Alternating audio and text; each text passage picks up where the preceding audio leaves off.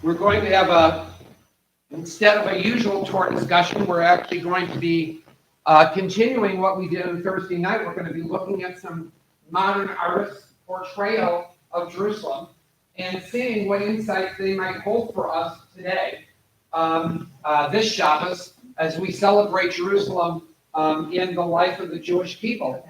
B'vakasha.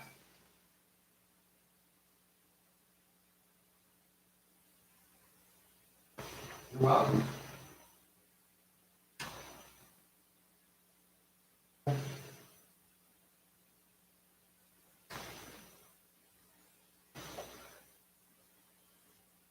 So Yom Yerushalayim, which was Thursday night through Friday in Israel, it's an early holiday, but one that more and more of the Jewish people have been taking on and celebrating. In Israel, it's actually a little controversial, to be honest. There's been a lot of politicization about who gets to own Yom Yerushalayim, who gets to celebrate it, and how should it be celebrated, et cetera, et cetera, et cetera. And there's a lot of tension over whether or not or how to celebrate Yom Yerushalayim. We don't have that tension here because we are not going to use a Yom Yerushalayim as a day of politics.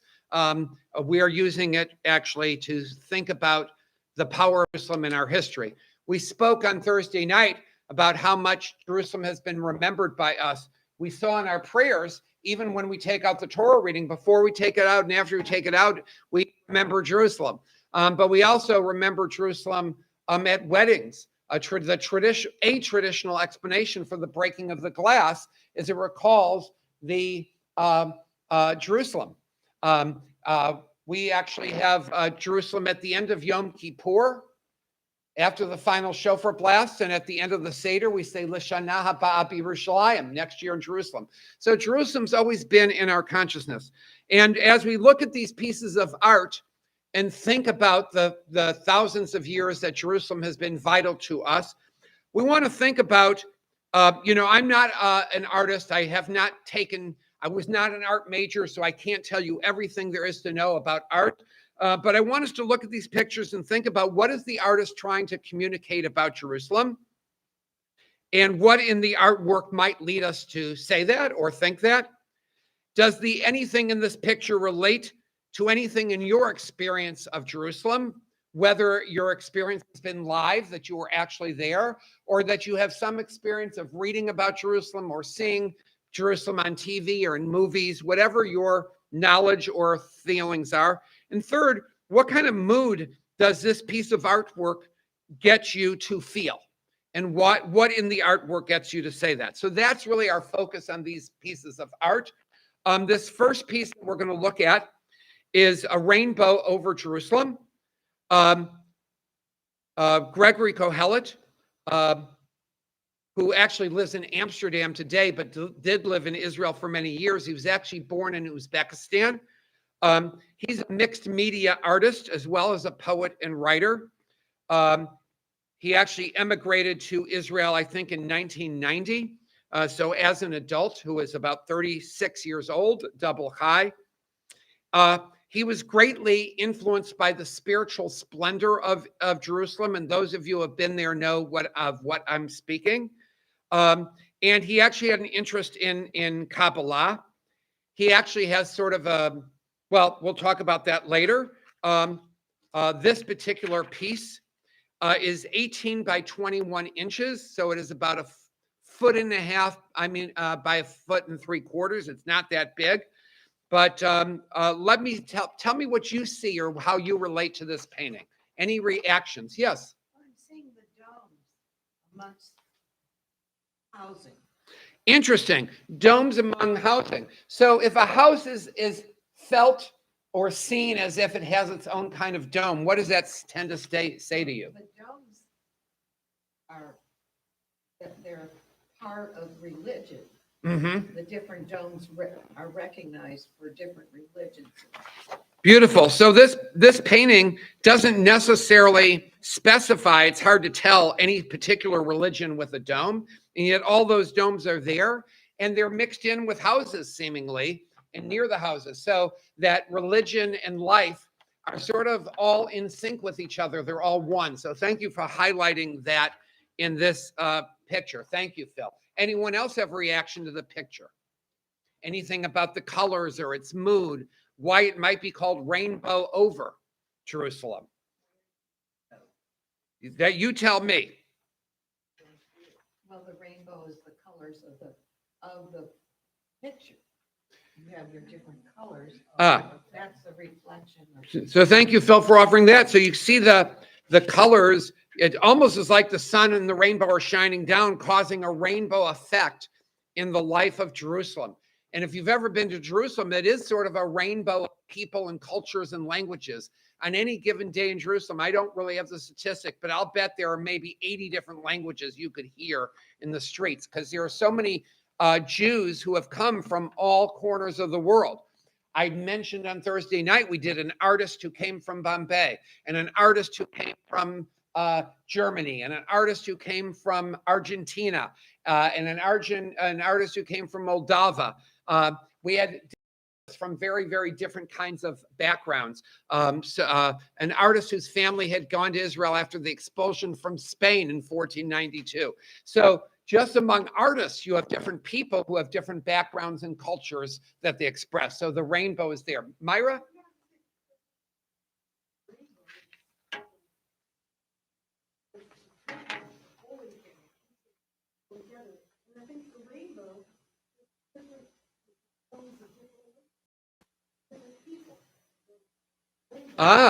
So I love that. So like a rainbow looks like itself like a dome, and there are domes of the different religions in Jerusalem, and so they all sort of watch over people and guide people. Unify. Rainbows are a unification of all the colors on the spectrum, right? In a way. So I love that. That's a beautiful idea, Myra. Thank you. Anybody else want to react? Alma. A what? Yeah.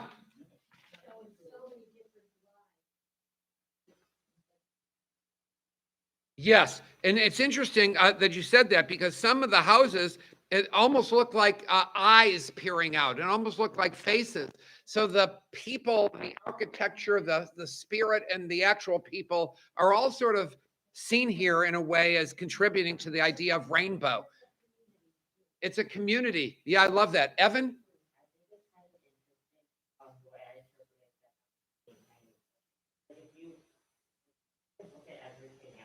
Mm-hmm. Kind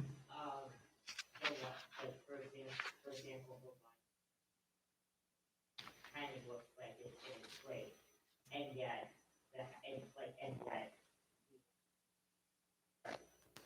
the perfect house.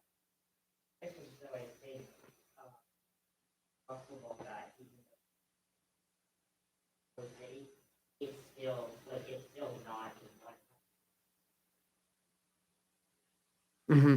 Beautiful. So that being a rainbow and being unified and being holy is not necessarily perfection, right? I love that idea that you can be imperfect yet holy, and that cities and peoples and communities, relationships can have holiness in them, even though it's not perfection, right? We need to separate that idea. I love that. I'm sorry, Alma? They're still on common ground, though. Yeah, and we can find common ground. And I love that you pointed out the differences. This technically is a work that is part of the world of abstract art, technically. Abstract art is art that does not attempt to represent an accurate depiction of a visual reality.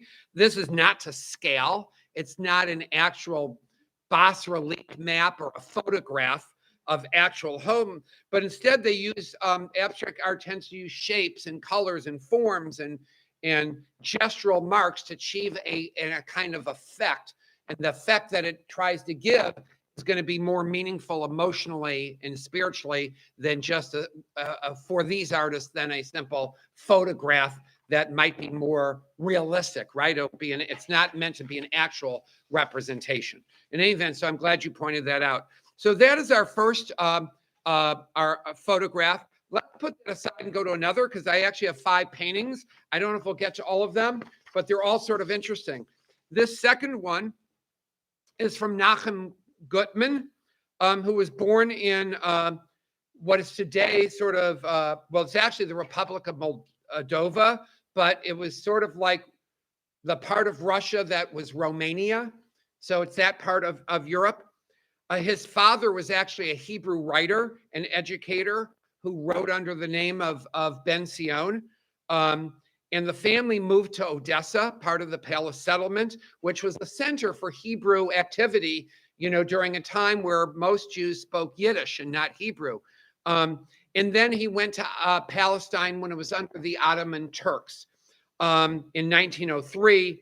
And he attended a gymnasia, a school in what was later to become Tel Aviv. It was not Tel Aviv yet. And he studied art at Bezalel Academy, internationally famous academy in Jerusalem. But then he went to Vienna, Paris, and Berlin and honed his skill. He also works in many media as well. He's also a writer. He won the Israel Prize for Children's Literature. And he was... he's won in so many endeavors. There actually is a Gutman Museum in Tel Aviv, if you ever go again and you like his work, that's dedicated to his art. This particular piece is a lithograph, and it is 18 by 22 inches, so it's like 1.5 feet by 1 3/4 feet.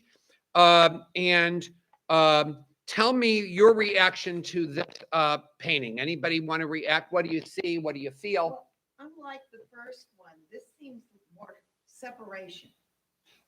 Interesting. Yes. Because everything in the first painting was so much togetherness, but as everything is spread out, it seems more separate. Yeah, so thank you for noticing that. Our first picture did, even though things were tilted and skewed and not to scale, there was a certain kind of togetherness in there hinted. And here, as you said, they're locating separate communities in separate sections, which is really interesting. Of course, if you've been to Jerusalem, there's like a Russian compound and a this neighborhood and a that neighborhood, Alpiot and Nachlaot, etc. Josh, what do you see and feel? It looks like a medieval map. Interesting. Like, this is the style that is used for a lot of medieval maps, where they've got the really important landmarks, whatever they consider important, drawn out in a relative sort of relationship to each other. It's not supposed to be a thing that you could put up on, you could drive to, because that didn't exist. It's not like they had GPS. Yes. But it is actually meant to help you find things based on landmarks. So that's what this is for. So thank you. So Josh is by the way, you who are on live stream, don't hesitate to use the chat to share each other's opinions and reflections on each piece. But Josh sees this sort of as a medieval, which gives you markers and locator for it. And that's really, really interesting. We had talked about Thursday night, I believe, that in the Middle Ages, the cartographers depicted Jerusalem as being the center of the universe in all those medieval maps. And when you think of maybe him playing with that idea in some way, that's very, very interesting. Brenda, what is your reaction?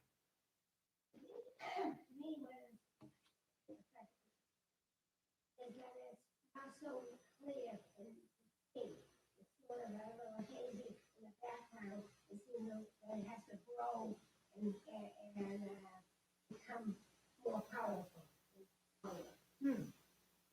Wow. Yeah. So it has the potential for growth and power and strength and cohesion. Beautiful. I love that. Thank you. That's beautiful. Anybody else want to react to this painting? Myra?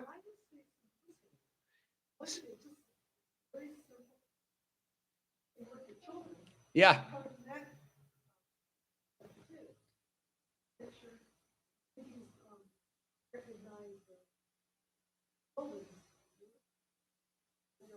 Okay.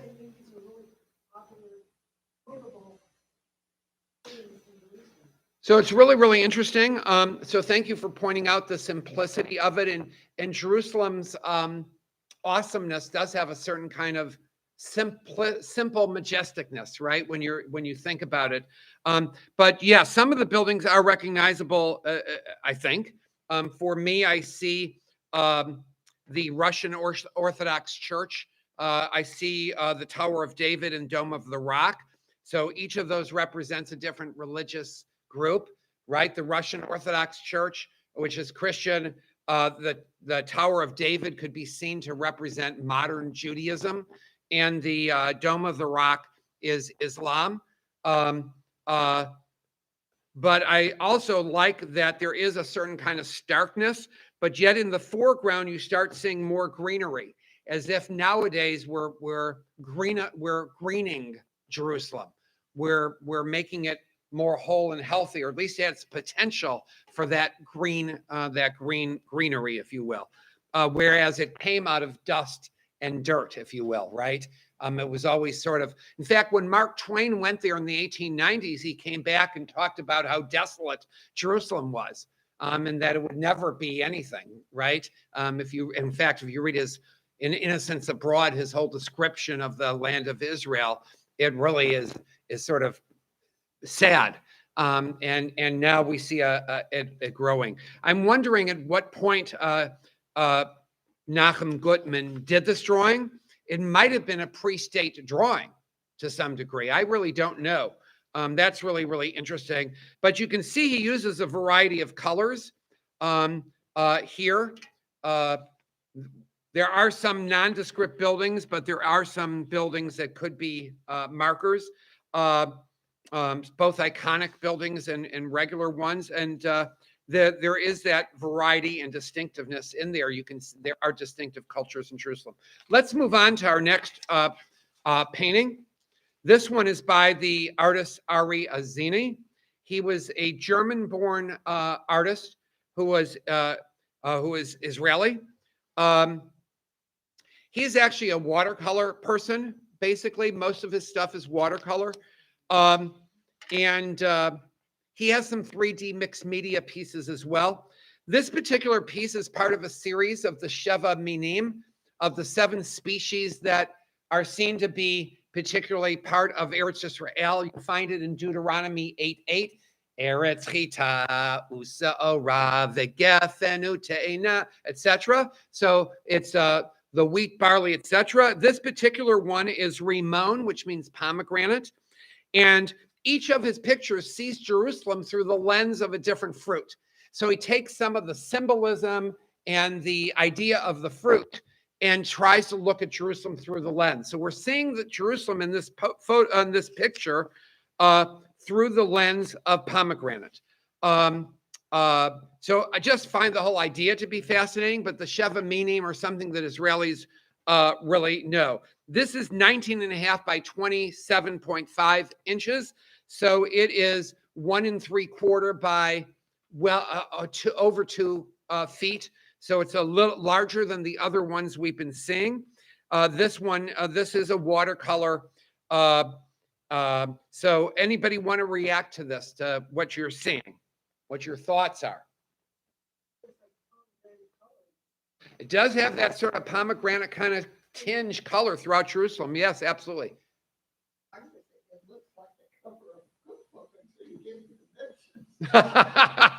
Well, cookbook with a lot of recipes, and I can use them. I need all the help I can get, Ruthie. So thank you. Yes. And you can see how surrounding Jerusalem, he does have this different kinds of pictures of pomegranates, including on the bottom right, a pomegranate open to the seeds. And you can hardly see it here, but in the bottom left above the pomegranate in Hebrew is the word rimon, which means pomegranate. And the upper left is a pomegranate with the leaves and on the branch, right? So there's pomegranates here. Thank you, Alma. Your thought?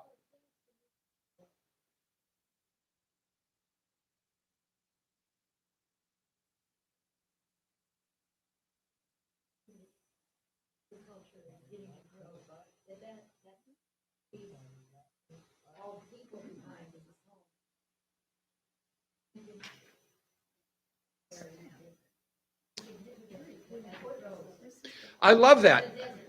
I love that. So Alma suggests that more so than people in this particular, or even places, or it's sort of highlighting the land, and it feels like there's trees that might be groves of different kinds of fruit that he tries to see Jerusalem with, and highlighting the importance of land and fruit to the people of Israel and to the people of Jerusalem. Possibly a lot more greenery, certainly, than we saw even in Nahum Gutman, who has it more on the left side, but Ari Azini has the greenery throughout. And there was no greenery at all in Gregory Kohelet's, no sense of the importance of plants and crops, right? But this one does. Anybody else want to react to this particular portrait? Really, really beautiful. The thing about pomegranates in our tradition, maybe that would be interesting, is that the open seeds, the seeds, it says there's a midrash that says there are 613 seeds in every pomegranate. I have never counted all the seeds in a pomegranate, so I cannot tell you if that is scientific or more possibly and probably a midrash. But remember, 613 is the number of mitzvot, of the number of opportunities, of responsibilities that we can have for service in the world. It took a lot of service to make Jerusalem from what it was 150 years ago to where it is today, right? That the Chalutzim did. Yes, there was still people living. There was hardly living, but living. There was a yeshiva there, and there's some people living very rustically, but it's become very different. The other thing about pomegranates, it's meant to signify in Judaism abundance. In fact, our Sephardic and Mizrahi sisters and brothers have pomegranates on Rosh Hashanah, that we should have an abundant, rich, meaningful year, right? And here you sort of get a sense of a built-up Jerusalem, a Yerushalayim Habnuyah, a rebuilt Jerusalem that's sort of really coming into its own. Maybe not quite there, but it's really growing into its own. Let's move on to a fourth one. And this one is by the same artist, but very, very different. And it's called The Way to Jerusalem. And it is 28 and a half by 16 and a half inches. So it also is fairly large in some ways. And I want to get your thoughts on the meaning of this particular way to Jerusalem. Any thought? Right away, when I saw the trees, I'm thinking of how we honor our beloved in one way or another, loss in planting trees. Yeah, so one of the things about Eretz Israel that needed to be done was planting.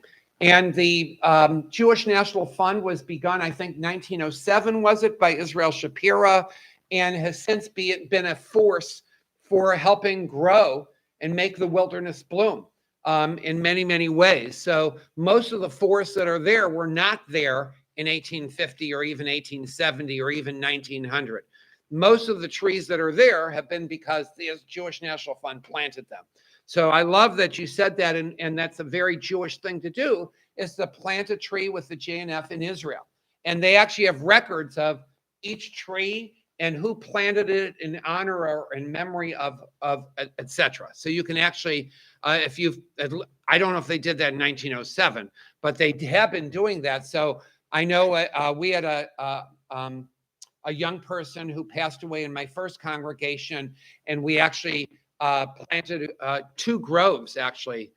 We had enough collected for 2 groves in his memory. You can actually visit that grove today. And, I wouldn't be able to show you because I wouldn't remember where its location is, but I could call the JNF and say, I'm going to Israel. Can you let me know where that grove is? I want to go visit it. Yeah, in any event, so thank you. Anybody else want to react to this painting, The Way to Jerusalem? I think as well that it's a reminder of how much work needed to be done by Chalutzim to make the wilderness bloom, and that how much Chalutzim had to do to build buildings. Most Israelis lived in tents through the 1950s. Yeah, because most immigrants, many of them came from Iraq and North Africa after the after the 48 war. Many of them were kicked out of their homes or felt compelled to leave their homes and made their way to Israel. And there was no place to live for those hundreds of thousands of immigrants, and they lived in tents. And it was really something, I think I read, like 2/3 of Israelis lived in tents through most of the 50s. Where my family lived. And your family lived in They came tents. over. Yeah. They were put up in tents. Yeah, that's everyone did. Yeah. So it's a reminder of where we came from in a way. As opposed to the last one of Pomegranate in Jerusalem by the same artist, where you see how much we have come to and where we continue to grow and thrive. So thank you. I love that. There's actually a new book of Psalms that's illustrated by this artist, for those that are interested. But in any event, we're going to move on to the last artist called Baruch Nachshon, who passed away recently in a work called Jerusalem. He was actually Israeli born, our only artist today who was born in Israel. He's born in Haifa in 1939. And he studied under Shlomo Narani, whose name you may not know, but he was actually Cézanne's only pupil. Cézanne only worked and taught this one Israeli artist called Shlomo Narani. And Baruch Nachshon was his student. So in a way, he's the artistic grandson of Paul Cézanne, who I'm sure you've all heard of, even if you're not experts. In any event, he is also very religious. At some point, I don't think he was born religious, but at some point he connected with Lubavitch, and he had a time where he lived in a Lubavitch community. I don't know that he did that the rest of his life, but he actually had an audience with a private session with Lubavitcher Rebbe early on, when he was torn about whether to become an artist or do something else. And the Rebbe apparently told him to follow his heart and that he will whatever. And I believe that the Lubavitch his way through art school. And it was a commitment that he would do mitzvot in his life and give back through his art, which is really, really interesting. Whether he was formally Lubavitch at the end of his life, he was still very committed Jewishly for sure. And he was also, and his wife, among the first settlers following the Six-Day War in Hebron in the West Bank, which had previously been mostly pretty much a Muslim city. And he was among there. One of 6 families, actually, 6 couples, young couples who went and settled there. And he opened his gallery beside the tomb of the patriarchs, the Marata Machpelah, the cave of Machpelah, if you will. So just a really, really interesting person in the history of Israeli art and in Israeli history in a number of ways. This particular is 20.5 by 16.5. I'm going to stop there and let you react. Anybody? Yes, Josh. This one looks like he actually was there drawing the painting. Interesting. So for Josh, it looks like the artist was actually there drawing Jerusalem. Beautiful. Love that idea. Anybody else want to react? Yes. So for Alma, it looks like it's taken from the air, that he was somewhere way above and making this painting, as opposed to being level with the buildings. That's always interesting to notice the artist's perspective. Yeah, interesting to know the perspective. What do you think that means? That the perspective is from on high and not from eye level. It's holier. Holier, yeah. Being Lubavitch, he has a certain kind of mysticism that Hasidut presents in a certain kind of spiritual way. Yeah. I'm a bit more prosaic. He was on one of the many hills. Could be. I always say we choose our practical people. So interesting. He may have been on a hill. They talk about the 7 hills surrounding Jerusalem. You got to be in very good shape if you're going to go bicycling around there, because you're always up and down a hill. So down a hill is not a problem. It's the up the hill that's the problem. In any event, yeah. So it's possible he was on a hill, but interesting. He chose to paint a something of Jerusalem from that perspective of over it.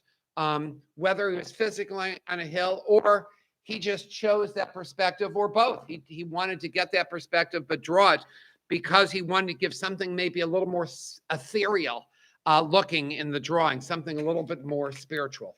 It's a very cheerful, the colors are very awakening and Well, I'm glad you noticed that. He has some very, very interesting colors, a lot of different colors, and subtle. You may not even realize how many colors there are when you first look at Nachshon's picture, but some of them are really stark. I'm not sure that that olive kind of green is actually there in real life, but you can see how much he includes it, perhaps because of the amount of olives, Haret Zaitim, being so important in the life, historically in the life of the Jewish people. It was historically important for Christians as well, probably because all the early Christians were Jews and not Christians. That development came later. But very, very interesting. You can also see, I don't see any particular landmarks here. Oh, Brenda, you have a thought. Ah.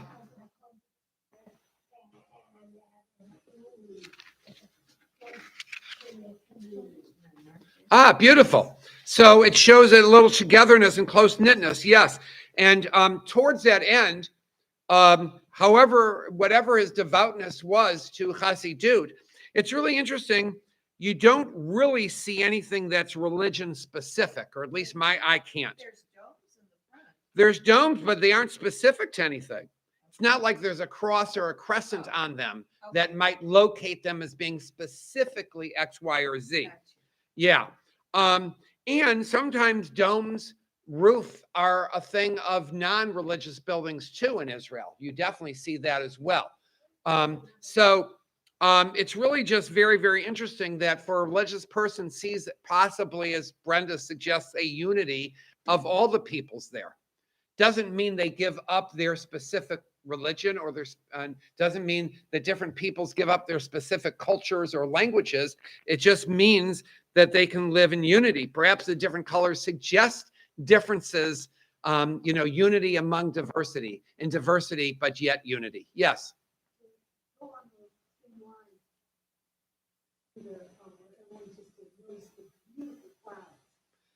Yeah, yeah.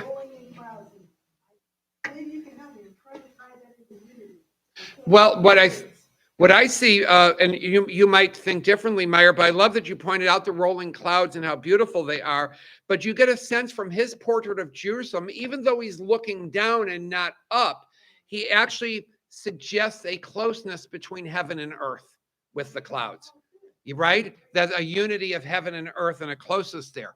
Many pictures, you'll see a landscape and the clouds look way above, right? You don't see them so close. And if you're really looking down, you probably wouldn't even notice clouds if you're totally looking down because you could only see earth. So it's a very, very interesting rendering that has both, a fullness, a full panoramic view of Jerusalem buildings and greenery and etc., and yet heaven. It's as if God has looked down upon the gathering in Jerusalem of various peoples and the way that life continues to evolve for them. In any event, we have come out of time here.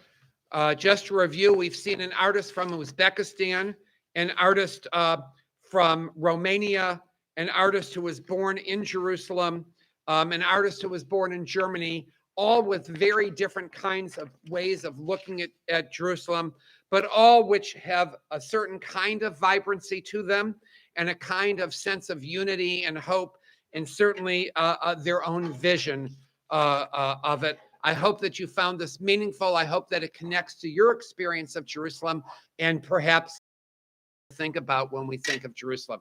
We're going to finish our tefillot now.